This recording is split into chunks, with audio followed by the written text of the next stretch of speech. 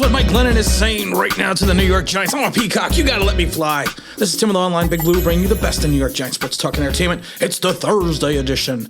Wasn't gonna do a show today. We ran long on the stream yesterday, which is a lot of fun. Ended up speaking the last hour or 45 minutes talking about movies. My favorite movies, playing Stump Online Big Blue with your movie trivia and movies that you thought that I would never have seen. And everyone's like, oh my God, yeah, I think you've seen every movie on the history of the planet. But that's not true. It's every bad movie in the history of the planet. We still don't know what's going to go on with Daniel Jones. We're probably not going to know till Saturday. Giants are going to play it close to the vest. I mean, like I said, between Glennon and Jones, like I said, it's a meh moment. I'm not upset if Glennon starts. And I'm not upset if Jones starts. And that's pretty bad to say when Jones is supposed to be your starting quarterback, franchise quarterback, your Willie Beeman. But you know what? I'm just not bothered by it either way. I want to talk about the Miami Dolphins because I spoke about the Miami Dolphins and I've been speaking about them for the last 5 weeks. I've said to people, you can go back and watch the videos. You can go back and watch NFL Talk from across the pond and back the podcast, any place that podcasts are found. And I spoke about the Dolphins, saying this is a team you cannot sleep on. They've had some bad losses. They should have been wins. They haven't put it together yet because of the injuries of Tua and Jacoby Brissett and everything else going back and forth and the whole Deshaun Watson rumors. And I was surprised that Brian Flores did not get his house in order when everything was going on. And I said, but do not sleep on this team. Do not sleep on them. They are a giant. If they figure it out with that defense, things are going to get ugly for opponents. And you look at their last 4 wins, the defense gives them 9, 10, 17, 10 points. While the offense have scored 17, 22, 24, and 33. There's an upward trend here.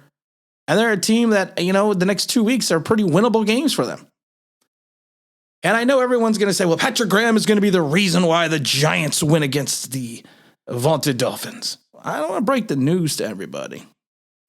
Brian Flores is pretty much, worked with Patrick Graham in Miami when he was the defensive coordinator. And I've spoken about this ad nauseum. I don't know completely if the Graham defense is not also the brainchild, because if you watch the way Miami plays, of Brian Flores. And I've talked about that ad nauseum. I think Brian Flores is a pretty damn good coach. He's shown that, he had the second season. His first season was okay. He had 10-5 in the last season, and he's progressed. He's progressing. Or was it 10-5? No, it can't be 10-5. I think it was 10-6. I don't remember what Miami's records were last year. I can't remember off the top of my head. They had a winning record. I remember that.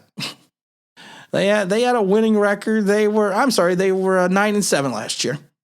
They were 9-7 last year. So they were 10-6 last year. 10-6. I was right. 10-6. I knew I was right. And you kind of just have to wonder, and I've said this before, you got to wonder. I think Josh Boyer is their coordinator for defense.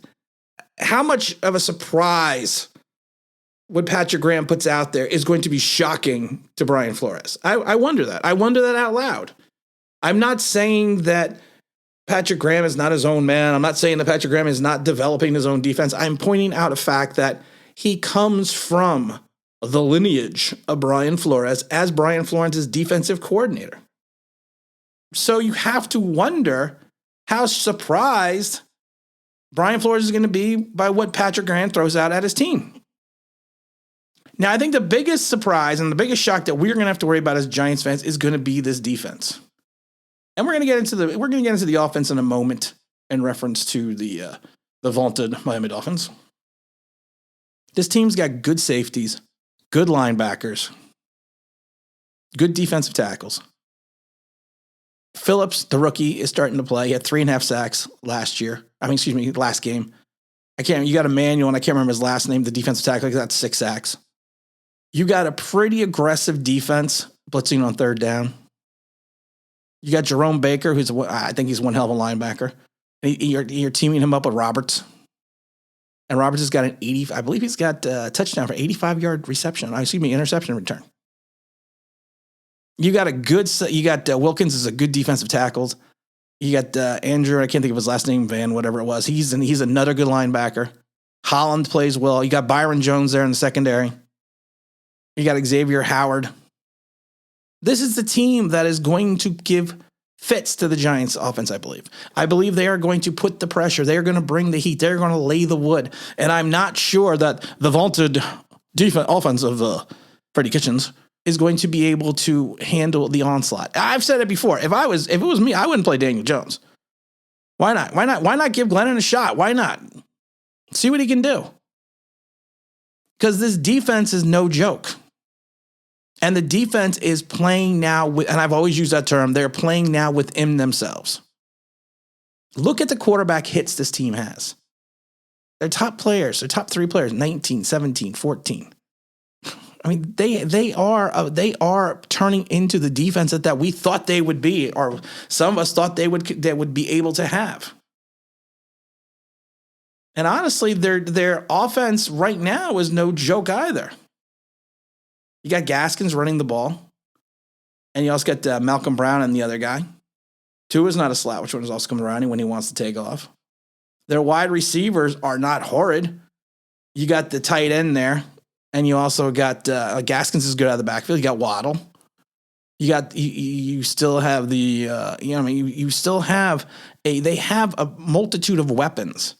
And I've said this, don't sleep on, and I know he doesn't get a lot of play and a lot of credit right now, but don't sleep on Preston Williams. Listen to that name. I'm telling you that right now. I'm telling you that right now. Don't sleep on Preston Williams if they allow him to play. Because I know right now he's coming back off a knee. He was full practice. But this is the team that, and I've always liked Tua. I just thought Tua's biggest issue was going to be the fact that he couldn't stay on the field, which he's proven again. 8 games, played in 8, started 7. He's completed 165 passes for 70%, 1,700 yards, 10 touchdowns, 6 interceptions. He has been sacked 10. He's only been sacked 10 times in 8 games. He has the escapability, has the mobility. And what scares me about Tua is when he is scrambling and when he is looking, he is always looking downfield. And that can be an issue for the team like the Giants, because a lot of times if we cannot hold or contain him in the pocket, you have more of a propensity of having your secondary lose coverage or lose sight of a man even by your linebackers with someone like Tua. And people are going to be like, well, Tim, Tua's not that great. It's not about being great. It's not about that all the time. It's playing, and I've said this before, it's playing within yourself, playing within your system. Look at his last 2 games in Miami, Tua. 27 of 31 for 230, 1 touchdown. And then his game before that, 27 of 33, which he's completing 81% of his passes for 272, 2 touchdowns and an interception. You know, those are numbers that he's completing a high percentage of his passes. What he needs to do is he needs to go deep more. And I think that's actually what they're going to do against the Giants. I have a fear of Jalen Waddle running through that secondary. And I have a fear of the tight end right now having the ability to find the seam within the zone. Do I think the Giants are going to win? I can't tell you. Do I think the Giants are going to lose? I'm not going to tell you that out. I'm not going to tell you that until Saturday stream or Sunday stream. But I am saying Giant fans have been, and I should rephrase it, some Giant fans have been overlooking this game as a victory. And they've been penciling this in for a victory in a while. And I've been saying now for 5 weeks. This is a game that they should all be fearful, and it's time to let the peacock loose. You can't keep me cooped up in here, okay? I am a peacock. You gotta let me fly. We gotta let Mike Glennon fly, guys. Why not? This is the Geno Smith moment with Eli Manning. We already know what we got with Daniel Jones. Trust me, we already know what we got there. Let's see what Glennon's got. Let's see what the kids. Let's see what Jake from State Farm has got on there as well. We're probably going to do a stream on one of these days, maybe Saturday, maybe Friday, I don't know. We'll definitely do a stream before the game. We'll do Coffee with Online Big Blue at 10:30.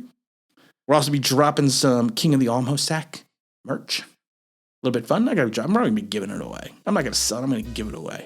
And again, this is Tim with Online Big Blue, bringing you the best in New York Giants sports talk and entertainment. And as always, if you could like, maybe subscribe, ring that bell thing that means that'd be awesome.